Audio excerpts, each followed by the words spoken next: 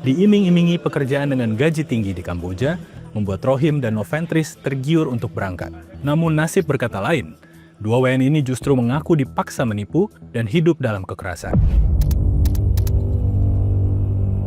Itu saya dipukul pakai senjata tajam, Pak, sama mereka, karena saya posisinya saya nggak menghasilkan sama mereka, Pak. They put me in a banker and tied my hand. And at 3 days, they didn't even give me any food.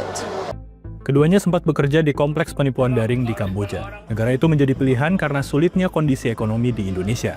Makanya lapangan kerja kan lagi sulit. Makanya kami kemari, Pak. Dan kedua pun karena ekonomi kami pun memang nggak memadai untuk di Indonesia. Makanya kami kemari. Ternyata nasib kami berbeda, Pak.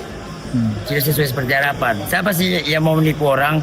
Demi menjaga reputasi sebagai tujuan wisata, pemerintah Kamboja mulai menutup kompleks-kompleks penipuan ini dalam beberapa bulan terakhir. Dampaknya, banyak WNI yang merupakan mantan pekerja di kompleks penipuan tersebut berakhir di penampungan seperti ini, menanti kejelasan untuk pulang ke tanah air. Pertanyaannya, mereka korban atau justru bagian dari jaringan penipuan? KBRI Phnom Penh mengaku telah melakukan asesmen awal. Hasilnya, mereka dinilai datang secara sukarela ke Kamboja untuk bekerja sebagai pelaku penipuan daring. Rohim dan Noventris menolak penilaian itu. Pelaku, Bang.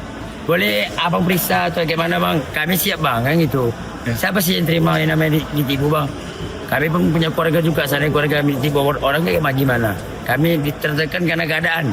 You don't know what kind of job we do, what the risk, the real risk. We always face it every day. The government just saying they are criminals, but they don't even solve the problem of us. Pemerintah Indonesia menegaskan seluruh WNI yang dipulangkan akan menjalani pemeriksaan lanjutan.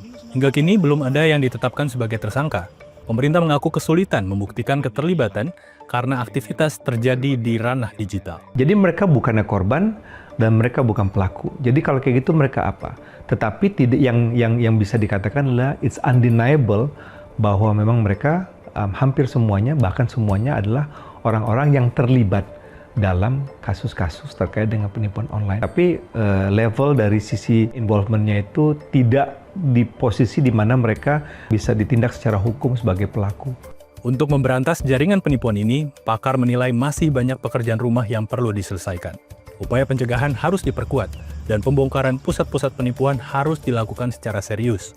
Dan Kamboja dinilai tidak mungkin melakukannya sendiri. The will is not high enough, so you're going to need some type of, I think, international mechanism that is there giving oversight to this and enforcing this, making sure that this activity doesn't come back. Persoalan penipuan di Kamboja ini juga menyisakan pertanyaan besar di dalam negeri. Sejauh mana negara mampu mencegah warga yang tergoda janji kerja di luar negeri akibat tekanan ekonomi?